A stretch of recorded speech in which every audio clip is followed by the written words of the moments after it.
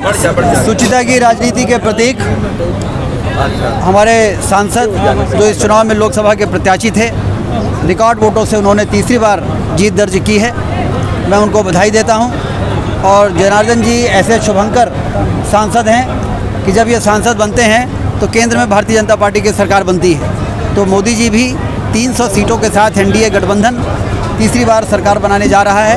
उसमें जनार्दन मिश्रा जी अपनी भूमिका निभाएंगे रीवा के प्रतिनिधि के रूप में। ये हम सब के लिए बड़ी प्रसन्नता की बात है।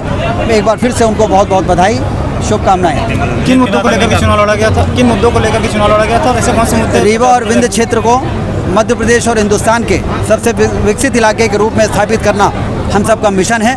और उसमें जनार्दन मिश्रा जी ने सांसद रहते हुए जो काम किए हैं उससे हमें अपने इस मिशन को पूरा करने में बड़ी मदद मिली है। मुझे बड़ी खुशी है कि जनता ने इस बात को समझा और उसी प्रकार से तीसरी बार 2 लाख वोटों से चुनाव जिताकर फिर से ये साबित कर दिया कि इस बार की जीत का श्रेय किसको जाता है? इस बार की जीत का श्रेय किसको जाता है? जीत का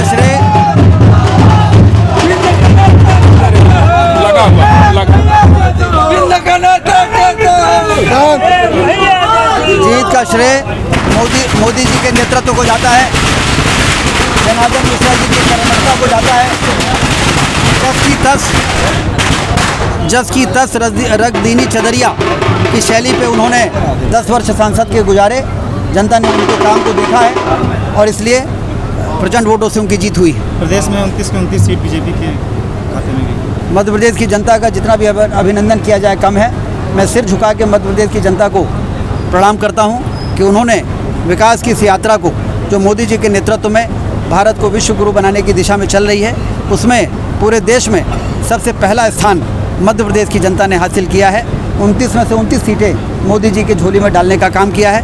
मध्य प्रदेश की जनता का जितना भी धन्यवाद करें वो कम है। तीसरी बार जीतने में कौन सा बचा हुआ काम जो करें? तीसरी बार जीतने के बाद कौन सा बचा हुआ काम जो करें? अब आपसे पूछो। बता